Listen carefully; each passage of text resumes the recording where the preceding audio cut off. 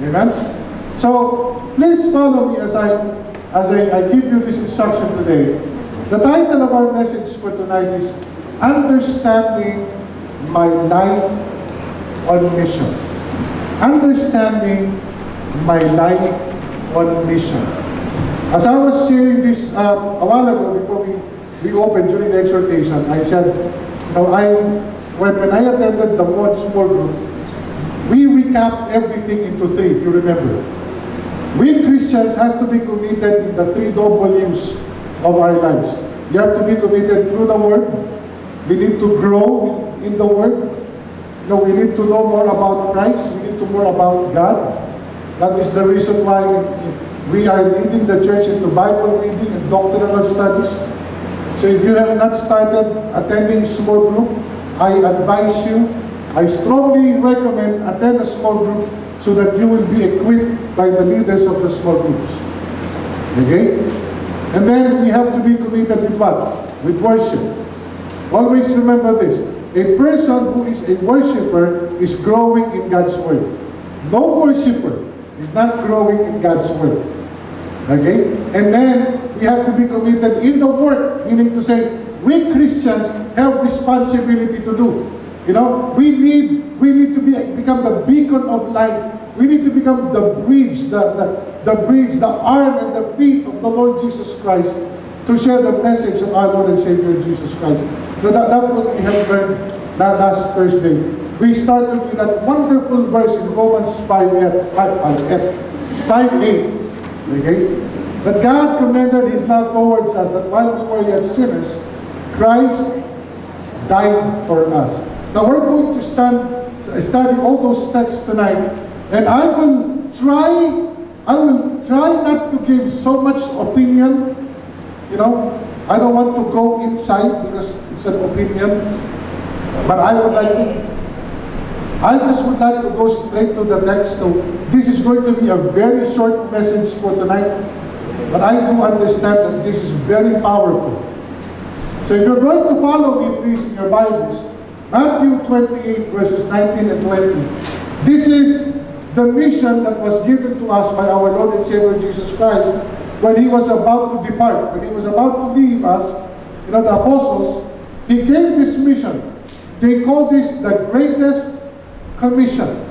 The greatest commission. Theologians tag this as the greatest commission. So if you're going to follow with me, please, it says here, "Go ye therefore, and teach all nations, baptizing them in the name of the Father, and of the Son, and of the Holy Ghost, teaching them to observe all things whatsoever I have commanded you. And lo, I am with you always, even unto the end of the world." Amen. Now, let me paraphrase this, the Del Mundo uninspired translation. Okay? Because this one is inspired. My paraphrase is uninspired. So I'm making it understandable to all of us. This is a paraphrase of how I understand this verse. Okay? This is how I understand this verse. Those who believes and follows me should share to others about the love that I have extended on the cross to save the lost, to forgive the sinners of their sins, and to escape the penalty of hell. Teach them the importance that baptism is their public proclamation of their faith, a symbol of their death and resurrection in Christ, done through immersion, just like how I did it. And most of all, use your life to teach them who I am, so that they may know me more, and that they be rooted and grounded in their faith. This is my paraphrase on how I understand Matthew 28, verses 19 and 20. As we go to missions, as we go to this text, my brothers and sisters in the Lord, I would like to have a deeper appreciation when we talk about God's love. This is my understanding. I will never be involved in missions unless I totally understand the unconditional love of Jesus. I can never be involved in missions unless I totally understand the unconditional love of Jesus. You know, what is the missions again? What is the mission again? To go out, to share the love of the Lord Jesus Christ, so that people will not go to hell, so that you are going to use your life to equip those people who will receive Jesus Christ as their Lord and Savior, so that they may grow in their faith.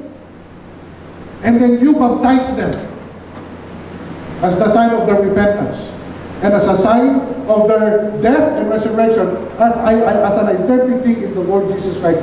That is the mission that the Lord Jesus Christ gave us. Now, I kept on saying this, my brothers and sisters in the Lord, that this commission was given more than 2,000 years ago, and lesser Christians today are living in this kind of missions, and I don't understand why.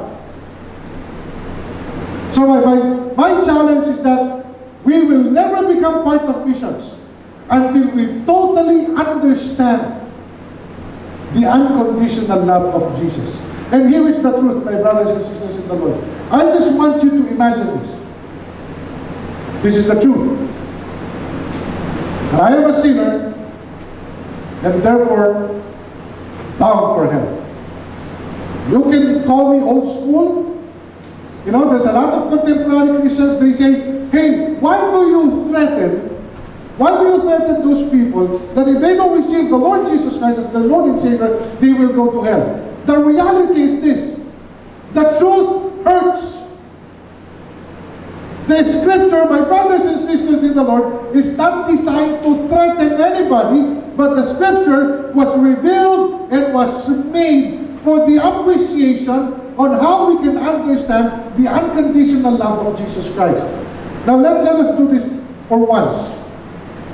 Now I want you to close your eyes for once, right now. Just close your eyes for a minute. Don't sleep. Just close.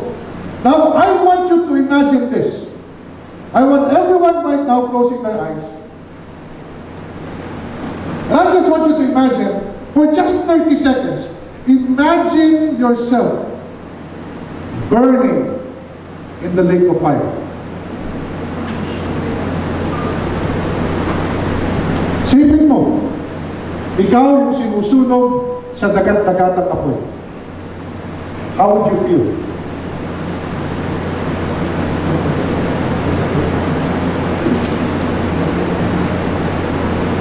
Now open your eyes.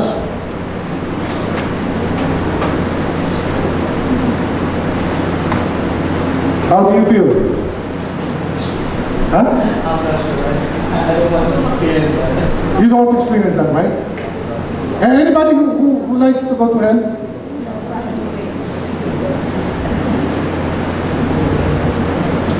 Now, how do you feel, brother, in it? Is it frightening?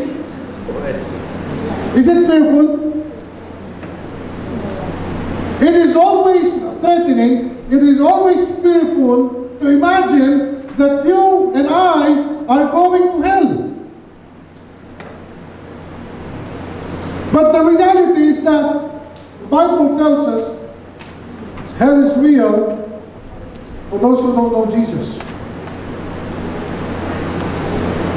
Hell is real for those who doesn't know Jesus. And anyone whose name was not found written in the book of life was thrown into the lake of fire. Revelations 20 verse 15. You know, just imagine when someone goes to hell. And the Bible tells us that when you are being burned in hell, not only that you are being burned with that eternal fire, but there also that worm that doesn't die, that goes in and out of your flesh and continue to consume you day and night. In fact, the Bible tells us that they are gnashing and wailing. There will be shouting. There will be gnashing of teeth. Because people, when they go there, they will feel the pain. And the problem is, that pain is eternal. There is no ending. As I was saying, I want to have a deep appreciation of God's love. And in 1988, when I was in the seminary, my favorite verse is vain. Kingdom, vain. Properties, vain. Bible tells us everything is vain. The only thing that gives meaning is when you keep God's word in your life. I was seeking the Lord and I said, Lord, I want to have a better understanding of your unconditional love. And none one of us would have a better understanding of the unconditional love of Christ unless we understand what is hell is all about. Bible tells us, Revelations 21:8, one of the favorite verses, but cowards, those who refuse to believe. A lot of people would say, a lot of Christians would say, especially the Christians that so-called, oh, we must only share the love of God. We must only speak the love of God. Not about God is mad and God is angry. I couldn't imagine that there is a God who will send someone to hell. God never sends someone to hell. If there is someone going to hell, it is not because God wants them to go there. It is because of the refusal of the people to believe in Jesus Christ. Do you know the distance of hell and man? It's 18 inches. You know what 18 inches is all about? From your head to your heart, it's always 18 inches. And sometimes we are driven by our mind and our pride not to believe that Jesus Christ is the Savior. We believe in so many things, but I want you to understand what Peter says. God is not, it's not concerning His promise that none should perish, but all may come into what? Into repentance. But here is the problem, church. The Bible tells us there are people who refuse to believe, who do evil things, who kill, who sin sexually, who do evil magic, who worship idols. Now from the very, very beginning of time in the book of Exodus in the Old Testament days, even the Lord said, do not worship idols. But we kept on making an excuse. Oh, that's not worshiping. It's adoring. Listen, church. I don't want to sound dogmatic or judgmental, but I want us to understand that this is the Word of God, not mine. That is the reason why I said I don't want to give my opinion. But it is the one that is being said by God. You should not worship any gods before me. There is no other God but me. I am that I am. Even Jesus said in John 14:6, I am the way, the truth, and the life. No one goes to the Father but by me. There is a big vacuum in between man and God. And there is no other access on that vacuum except for the Lord Jesus Christ. You know, I was asked last Thursday, I was asked, how, you know, Pastor, you said Jesus Christ came to the Jews first and then to the Gentile, but the Jew rejected. I didn't want to ask that question. But the Jew rejected. That's the reason why we are saying Gentiles. Actually, from the very beginning of time, salvation is for everyone, not only for the Jews. If you're going to go to Genesis chapter 3, verse 15, where salvation is promised, there was no Jew at that time. Everything in the Old Testament days salvation is only by faith, not by works. If you're going to read the book of Hebrews chapter 11, all of these people were saved according to their faith, not according to their works.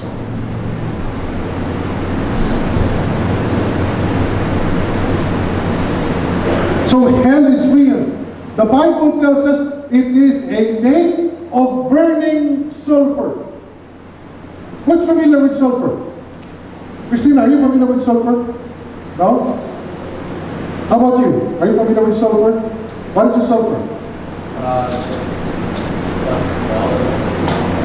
Smelly, acidic. It burns metals. It melts everything that... Kuya Ray is an engineer. Kuya Ray, are you familiar with sulfur? No, I'm not.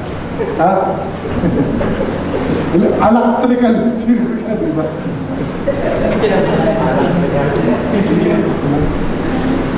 Well, if you, how many of you watched that movie, yung Volcano, yung kay Dwayne Johnson? What is that movie? Huh? St. Andres? Did you see those lava going out? When the no, that's earthquake. No, the volcano, Mount Pinatubo. or something like that, the volcano.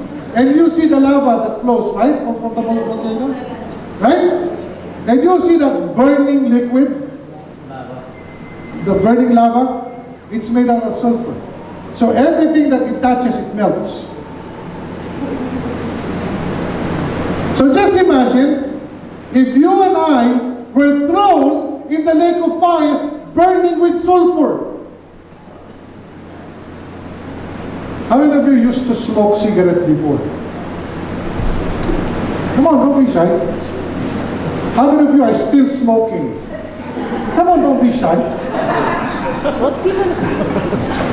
Kunti lang, how many of you were experienced being burned? You know, when you forgot that your cigarette is very small already, or very short. But not all of you are cooking, right? But Auntie Villette, I saw her. She has a big wound over here that was toasted in the. It was burned, right? How does it feel to be burned? That's why I said a while ago, I want you to imagine yourself going into the lake of fire because we don't have a Savior, because we are sinners, we are condemned, we are bound for eternal condemnation, we would be burned in that eternal hell for the rest of eternity. How would it feel? Right? How would you feel? Again, we can never have a better appreciation of God's love until we understand the teaching of hell. So hell is not to threaten anybody. When you approach someone, if you die tonight and you don't have Jesus Christ in your life, you're going to hell. That is not to threaten someone that he's going to hell. No, that is a revelation of the truth that there is a hell. And all people who doesn't have Jesus Christ in their hearts, sad to say, not being just judgmental or dogmatic, but if they don't acknowledge Jesus Christ as their Lord and as their Savior, they will never become part of the book of life. And their names will never be written in the book of life. Because the only way your names can be written in the book of life is through the Lord Jesus Christ.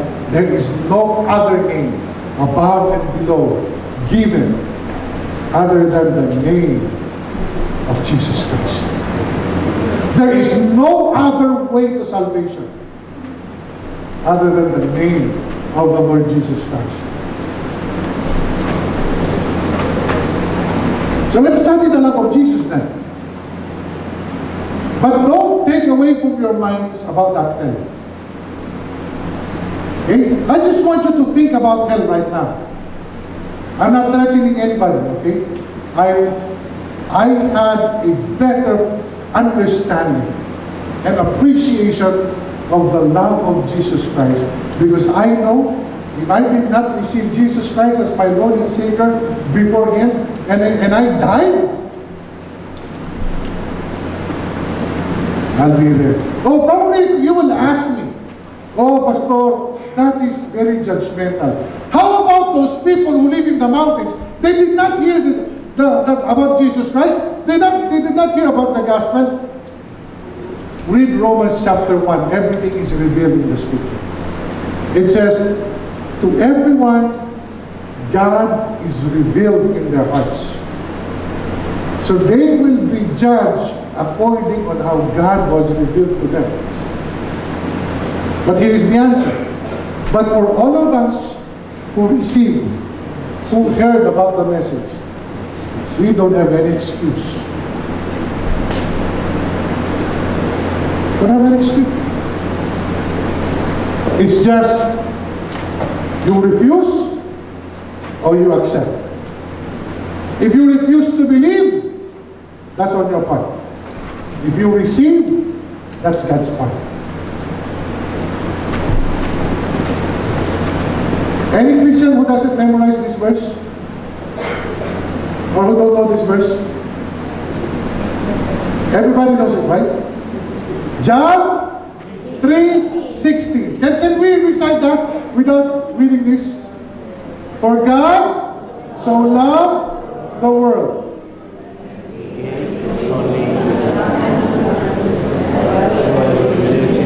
Alam niyo narinig ako, and Jesus will. Parang iba yun, ha? Let me repeat, okay? And let me dissect to you John 3:16. We've dissected this many times. For God so loved the world. Who is this world? We. Us. Human beings. God loves us so much. And He said that He gave who? His only Son, Jesus Christ. Did He give any name? No. His only Son. He has no other son, no daughters, no nothing. Only Jesus. Only begotten. Begotten. Unless God had the extracurricular. Of course not, right? He's holy. But whoever believes in Him, what's the promise? Shall not perish. What is the promise? Do you know that in John 3:16 there are two destinations? Heaven and hell. No. Where is hell now? Where is hell, Pastor? Look at the parish.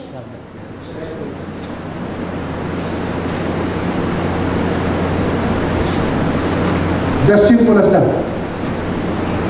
Bible tells us, if you believe in the only begotten Son, you will not go and perish in hell. And you will have what? Eternal life. Where? In heaven. Romans 5:8. But God showed His love for us that while we were sinners, Christ died for us. You want to understand this? Later on, approach Brother Dan and Brother Moon. But I want you to understand, I want you to recognize, but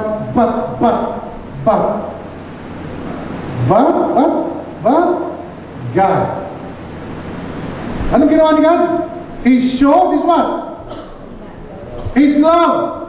He showed His love to us when we were friends. No, when we were what? Enemies. We were enemies. How many of us, just like what Daddy said last Thursday, how many of us are going to die for their enemies? I was just watching China versus Philippines yesterday morning. Gilas and Philippines. On Gilas Pilipinas versus China. On the third quarter, I shut off my computer because I'm already furious. I want to go to China, get my gun. Who can win 5 against 8? This is the first time I saw a referee in my entire life. When China shoots, the referee jumps. I'm not going to die for that guy. Probably I'll kill him. But I'm not going to die for that guy. Well, here's the good news. Jesus Christ said, that person, if he doesn't know me, he's my enemy. But I died for him. Why? Because I love him. You know that commitment? When God said something, he is always committed to it. Ephesians chapter 2, verse 4 and 5. But God, being rich in what? Being rich in whom? Being rich in what? Mercy. Mercy. Mercy. God being rich in mercy. Because of what? Because of the great love with which He loved us, even when we were what? We were dead in our sins. We were dead in our trespasses, made us alive together with Christ. By grace, you have been what? Saved. You have been saved by grace. Saved from what? What? Saved from problems? Saved from troubles? Saved from tribulations? No. Saved from eternal torment in hell. That is what salvation is all about. God commended His love. He sent His Son. His Son was born, became a man, so that He will be crucified. He will pay for our sins, so that we will be saved for those who will believe in what Jesus Christ has done on the cross. For by grace you are saved through faith, and that not of yourselves. You cannot work for salvation. I'm just going to do good things, even without the Lord Jesus Christ, I can be saved. If that is the kind of philosophy that we have, we're just saying to God the Father, you are immoral. You don't know what you're doing. Why? Because we're actually saying, we don't need your Son, Jesus Christ. We just have to be a good people. We just have to do good works, and then we can go to you. The question is, how many good works are you going to do in your entire life in order for you to go to heaven? And how does the sin equalizes the good? But the verse tells us that we are dead in trespasses. We are not spiritually alive. If we're not spiritually alive, how can we then be godly? The purpose of the coming of Jesus Christ is not only to make our lives better for the material things that we desire, but to make us alive in Christ. And that being alive in Christ is not only physically, but more of spiritual matters. Now we have the understanding to become godly, rather than I'm just going to do good works. So Pastor, if I receive the Lord Jesus Christ as my Lord and Savior, I can do all the kinds of sin that I want to do, because I'm saved already. Wrong. Receiving the Lord Jesus Christ is not a license to do sin. Receiving the Lord Jesus Christ actually telling us that we are now a new person in Christ. Kaya nga tayo binabago eh. The moment we receive the Lord Jesus Christ as the Lord and Savior, now we are being changed by Jesus day to day. We are under construction. He changes us day to day. Day to day, we become closer to the Lord. We are no longer driven by sin and living in the pleasure of sin. I was talking to these young people in New York, 15-year-old girl, and she asked me this question in front of someone else. Pastor, I have received the Lord Jesus Christ as my Lord and Savior. And I also were baptized 3 months ago. Now I have a boyfriend. And we love each other so much. And my boyfriend told me, he's also from the church. And my boyfriend told me, you know, that we can already do sex because we love each other. And I told this girl, tell your boyfriend to approach me and I'm going to slap him. As a Christian, especially those who are not married, listen to me. You have to vow to the Lord Jesus Christ for the preservation of your body. Especially women, especially girls. It doesn't mean that you love one another. You can live in sin. Right? Right?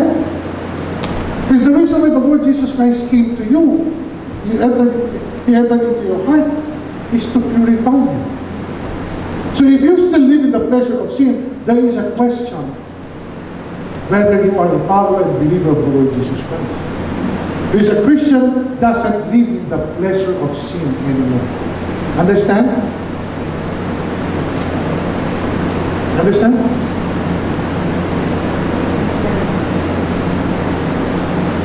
If you want to know more about being preserved, approach me later. I'm going to teach you. If you have a boyfriend or a girlfriend who is aggressive sexually and you're a Christian, you've got to let go of that person.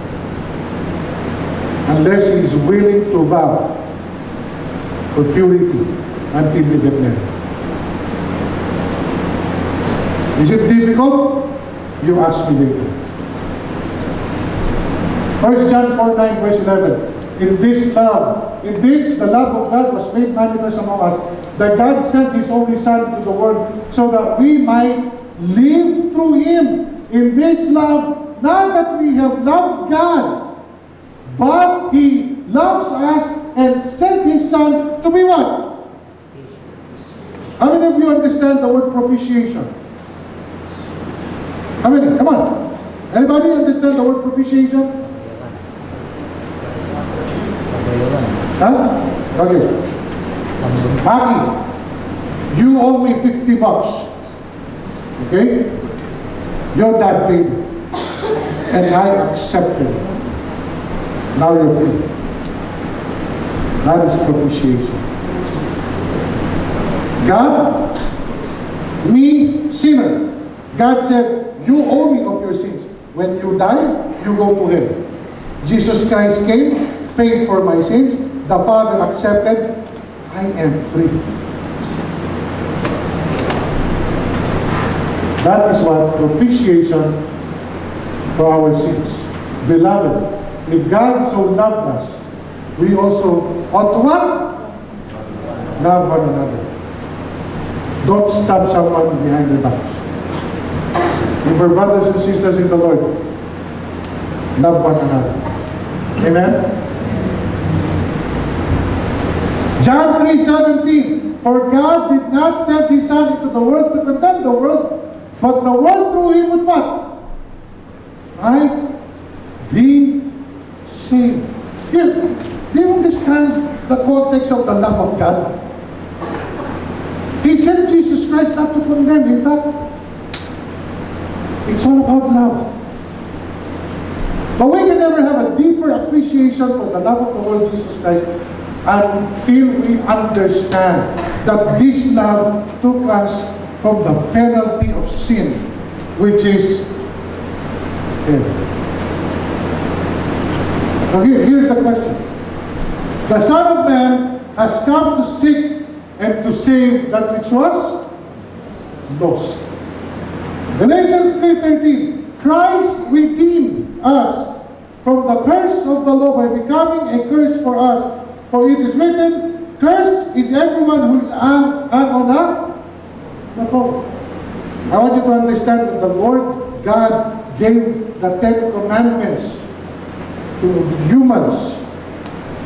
People are asked to observe the law in a perfect state.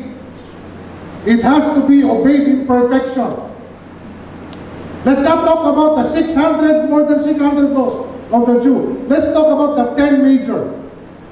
10 major. What is the first one? What is the first one? Worship.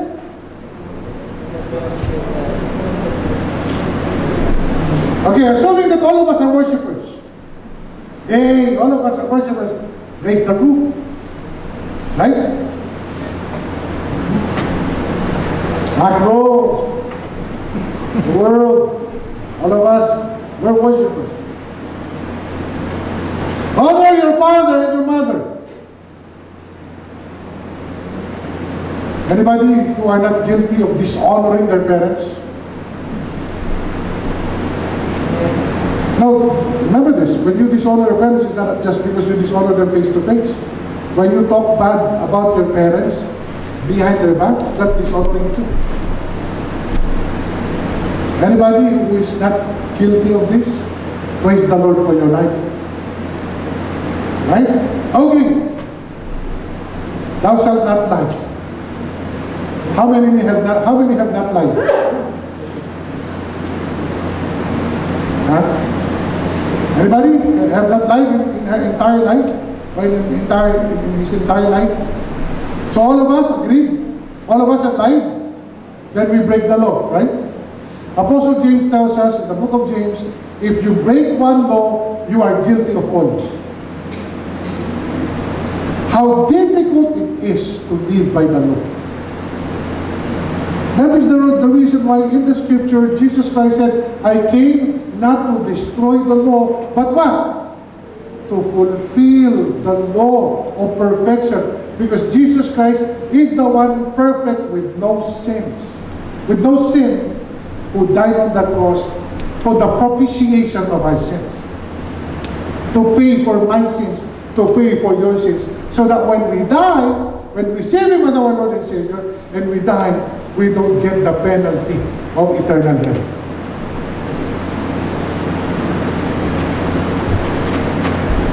I should be sharing this love to others. Is that right? Here is the question. A while ago, we imagined that we are burning in hell. Is it fearful? Yes. Is it frightening? Yes. Do you want to go there? No. Nobody wants to go there. In fact, the reason why a lot of people, when you ask them, are you afraid to die? The answer is what? Yes. Majority. There will be a couple of people who say, no, you're going to die, you're going to die. Okay? The next question, if you die, where will you go? That gives them goosebumps. That would give them the understanding, uh-oh.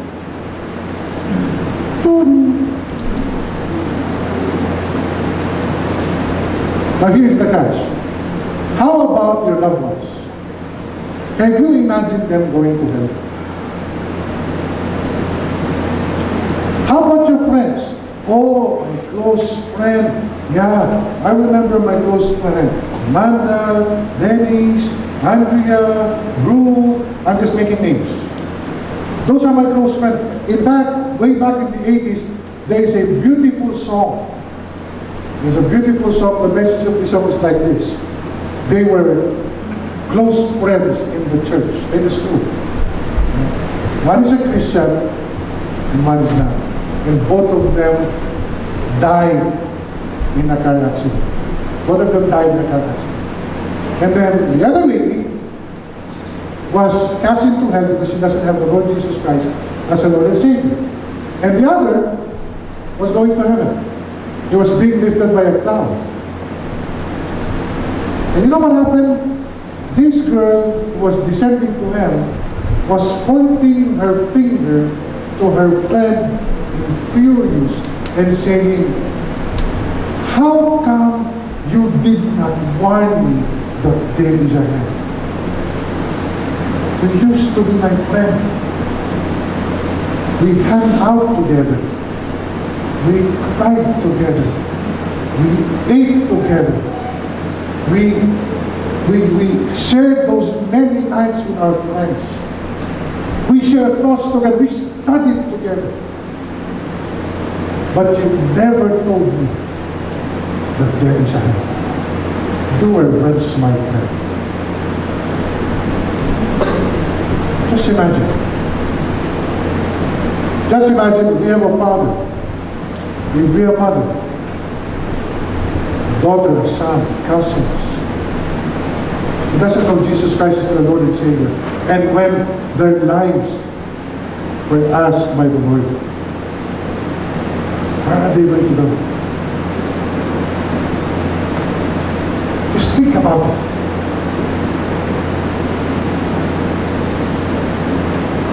I should be sharing this love to others. Therefore, as you have received Christ Jesus the Lord, so walk in Him, having been firmly rooted and being built up under instruction, and establishing your faith just as you were instructed, overflowing with gratitude. You've got to share the love of Jesus with others.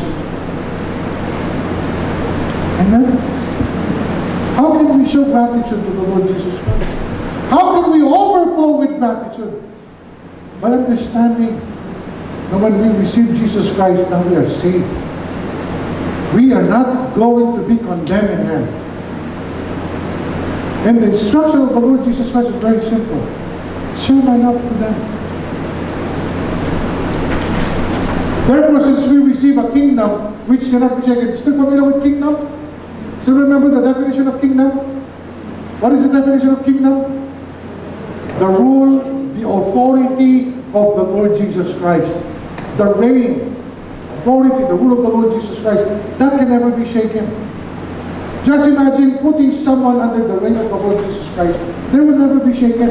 Matthew 16:18, upon this rock I will build my church, and the gates of hell shall not prevail against it. That church is you and me.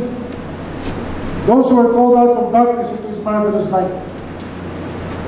Now the question is this my responsibility? Is this your responsibility? Is this my responsibility to share the love of Jesus Christ to others? What do you think? Some would say, oh, give it to the pastor. We're supporting the pastor. Let him witness. Let him bring souls to the church. Oh, we have leaders. Let them bring souls to the church. Let them bring lost souls to Jesus Christ. But me, I'm just going to attend every Sunday. I'm fine. I'm going to sit down on my chair. I'm going to raise my hand. I'm going to sing out loud. You know, I'm done. I'm going to attend a small group. I'm going to attend Bible study. And then it's going to be a routine every day in my life to be like this. It is not my responsibility to share the love of Jesus to others. This is my answer. Revelation chapter 3, verse 7 and 8. And to the angel of the church in Philadelphia, let's paraphrase and inspire. Then footnote. Okay? And to the angel of the church in the Vines Church in Raritan. Because the context is the church. This thing saith he that is holy. It is the Lord Jesus Christ who is talking here. He that hath the key of David, he that openeth and no man shutteth, and shutteth and no man openeth. I know thy works. Behold, I have set before thee, what? An open door. Just like that door. An open door. And no man can shut it. For thou hast a little strength, and hast kept my word, and hast not denied my... And can you read this last one? And hast not denied my name. How many of you have read Hebrews chapter 11? It's a hall of fame of faith. These are the Old Testament and the New Testament saints that were mentioned. And most of them died a violent death. Most of them. In fact, in the New Testament, all the apostles died violently except for one. John the Beloved, who was exiled, died in an exile in the island of Patmos. And that is where the Lord Jesus Christ revealed to him the book of Revelation. And he was saying, if you deny me, if you don't deny me, you know, how many of you are familiar with the news that happened in Oregon? Familiar? What happened? Go ahead. The guy asked The shooter asked the guy, if they are believers of Christ. or not. If the answer is yes, they were shot. The answer is no, they were shot on the leg. If you are that student, what are you going to do? What would be your response? I am a believer. You're a believer. So you're willing to die for your faith. That's not going to happen. That's it. Who has a different answer?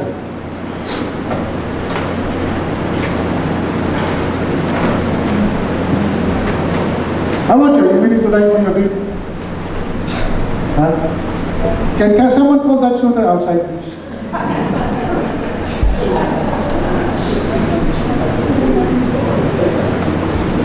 How about you? Are you willing to die for your faith? Are you sure? Bible tells us, if you cannot deny yourself, you are not worthy to be called denied. My simple answer is this. If I will be put in the same position where I have been ambushed many times by preaching God's word in the Philippines. My convoy was ambushed many times in Bacolod, in Banago, in Bago, you know, in Davao, in Tagum I was ambushed, in Cotabato I was ambushed, you know, because I established an anti-communist movement in the Philippines. Being one before.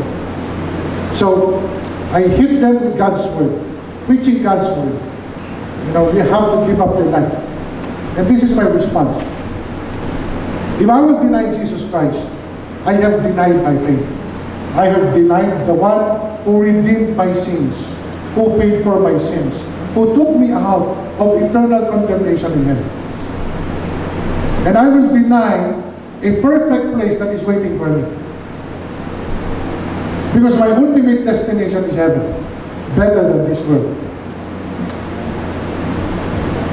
Am I willing to die for my faith? Yes, I am.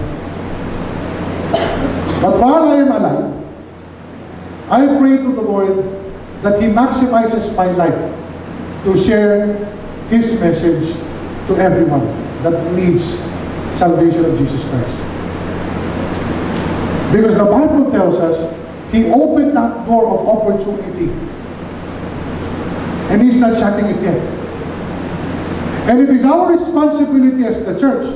It says, and to the angel of the church in Philadelphia, and to the angel of the church in the Vice Church in Raritan, North Jersey, or in any other church. I open the door so that you, church, can share the message of the Lord Jesus Christ, the message of hope, the message of salvation, the message of love, the message of forgiveness, the message of that person who will be saved from eternal torment in fire for eternity. But the catch is, soon I will close that door. No one can open it again. Church, and open that door so that we would be able to preach the message of Jesus Christ. The message of Jesus Christ is very simple. I came to seek and to save those who are lost.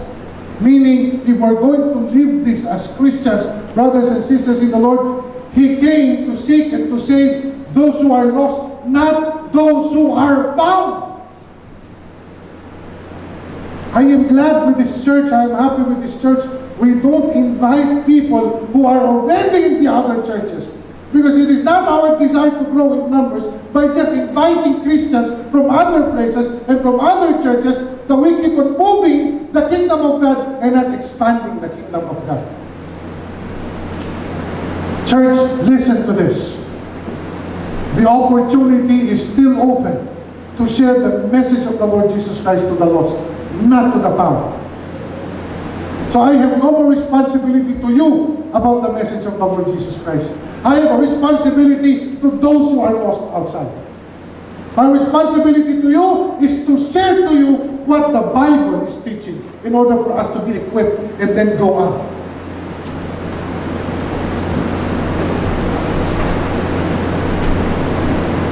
Revelations 22:20. He which testifieth these things said, surely I come quickly. Amen. Even so come Lord Jesus. Jesus is coming again. Amen. Are you excited that Jesus Christ is coming again?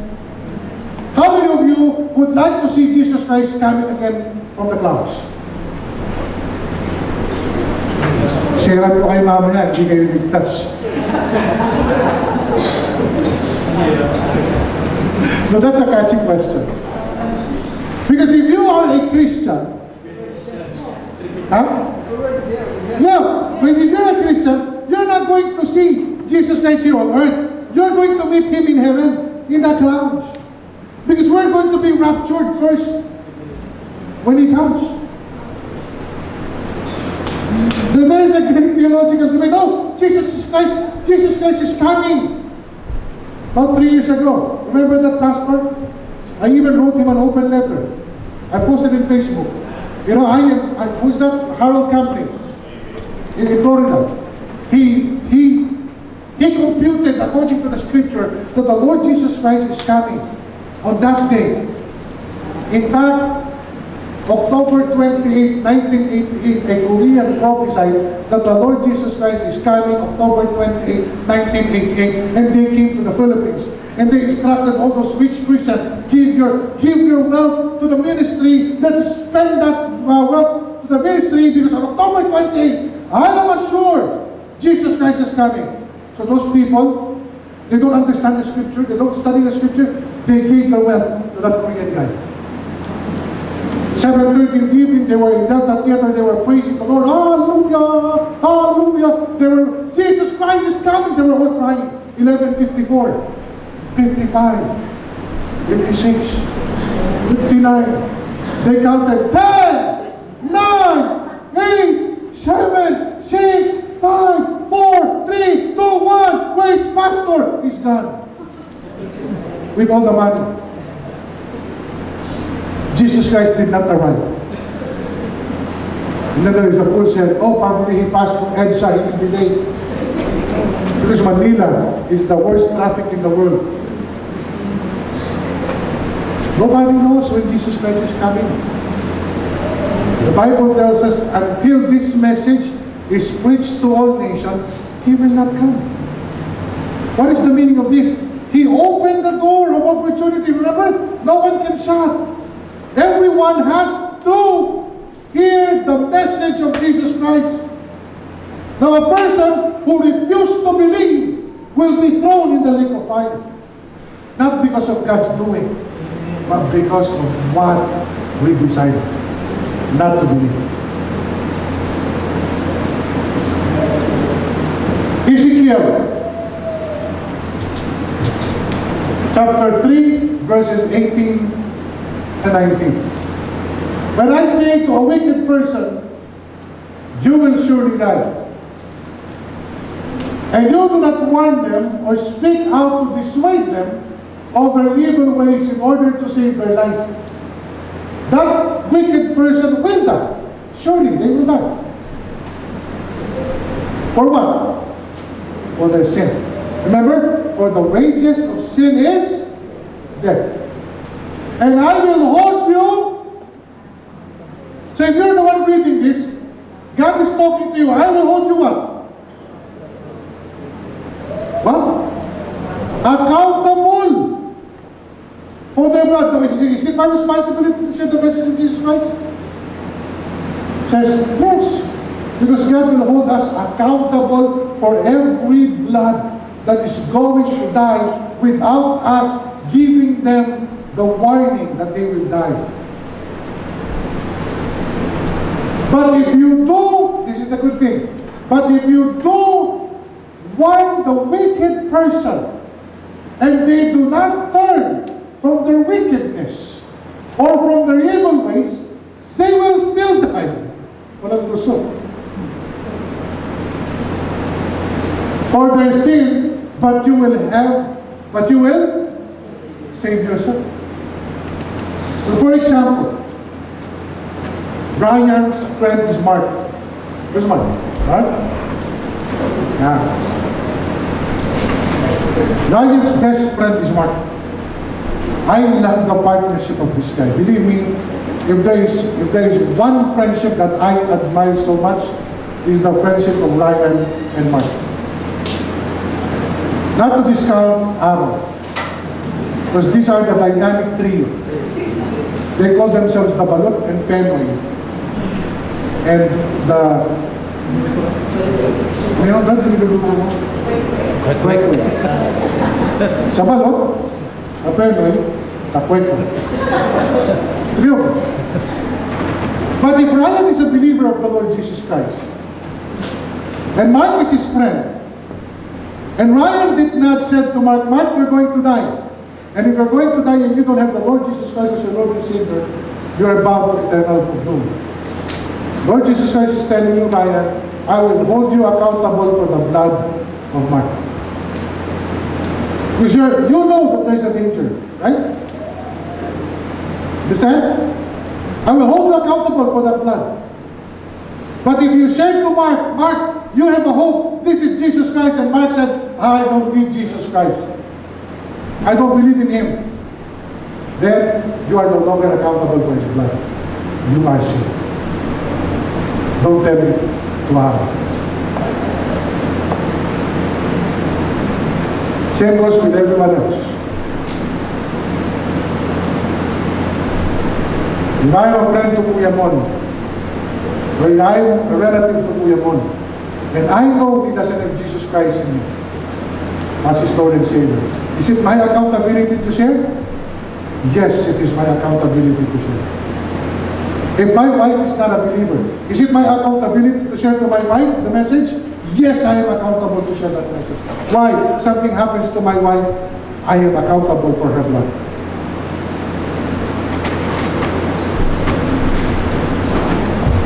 All we know is laugh out loud, L-O-L. Right?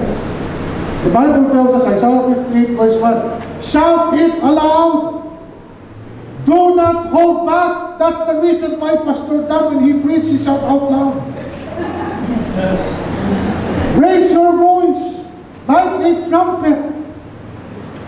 Declare to my people the rebellion, and to the descendants of Jacob their sins.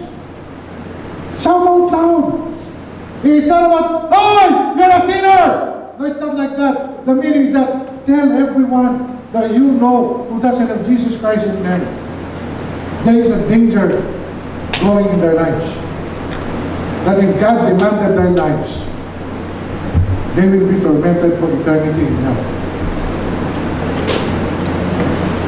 1 Corinthians 9:16. For when I preach the gospel, I cannot boast. Why? Because you're preaching the message of Jesus Christ, you're not preaching about yourself.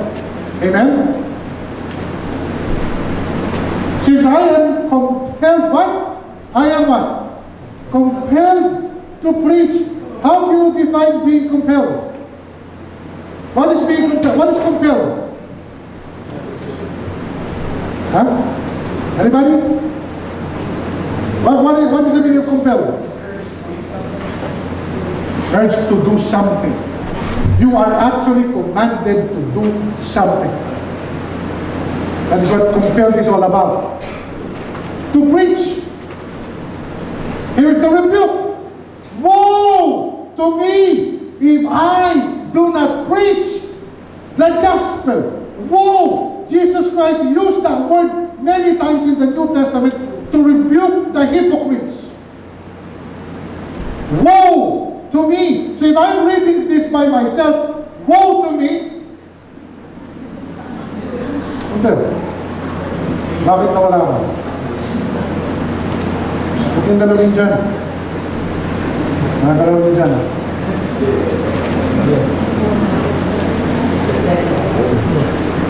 Woe to me if I do not preach the gospel. What is the gospel? The birth, the suffering, the death, and the resurrection of the Lord Jesus Christ. That is the message. Romans 10, 9 and 10. If thou shalt confess in your mouth that Jesus Christ is Lord, you will be saved. If you believe in thine heart, you will be saved. That Jesus Christ was raised from the dead, you will be saved. So it is our responsibility to share the gospel of the Lord Jesus Christ. It is not only my responsibility, it is the responsibility of the entire church to share the gospel. Romans 1:14-16. I am obligated. So is it a responsibility? Yes. I am obligated both to Greeks and to the non-Greeks, both to the wise and to the foolish. That is why I am so eager to preach the gospel also to you who are in Rome. For I am not ashamed of the gospel. Because, why is Apostle Paul not ashamed? Because it gives power of God that brings what? Salvation. Why am I going to be ashamed of sharing Jesus Christ to my friend or to someone, even though they are going to reject me, if I offer them a solution of being saved from eternal condemnation? I used this illustration before, let me use it again. How many of you love crispy pata? All of us, almost all Filipinos, love crispy pata. With all the fats, with all the oil, with the spicy vinegar. We love kare-kare, the peanut stew. We love the pork belly, barbecue. We love all those things. We love all those stuff. And then, you're going to bring it to your friend. How would you present it? How would you offer it? Do you want? Of course not. Right? You're going to boast like, hey, kare-kare, you want? Pork belly, you want? Right? Shampoo, you don't want?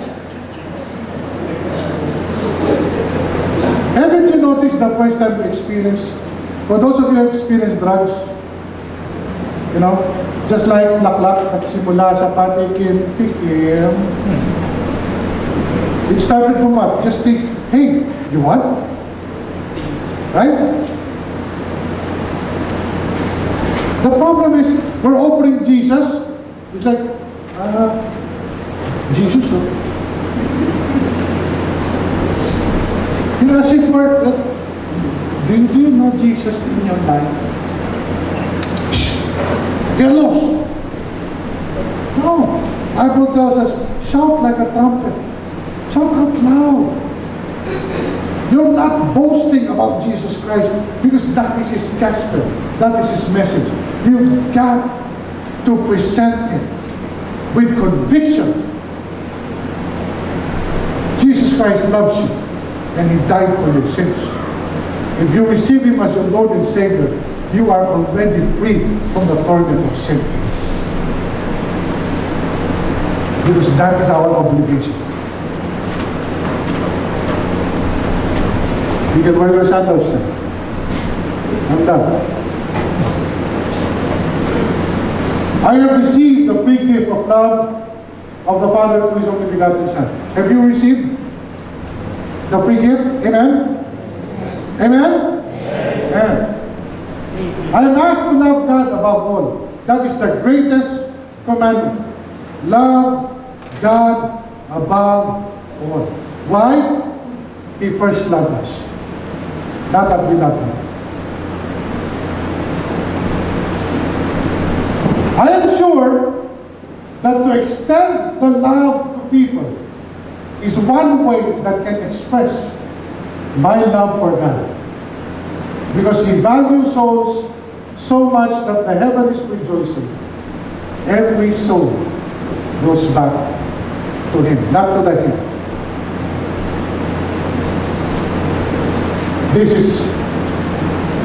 This must be my life on mission.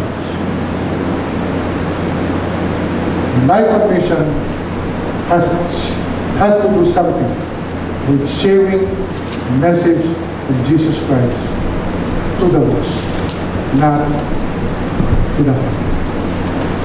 Why? We'll never have a better understanding of God's love until we understand the eternal destination of someone who is lost. Since we are no longer doomed, condemned, we are no longer bound for eternal hell, we have experienced the love of Christ.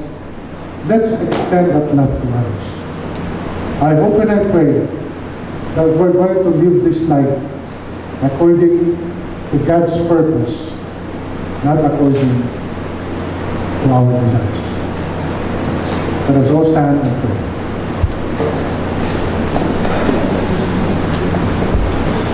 Father, we thank you for allowing us to be instructed through your words. Father, thank you for giving us this time. Thank you for loving us. Thank you for your unconditional love, for your unending love. Your love never fails.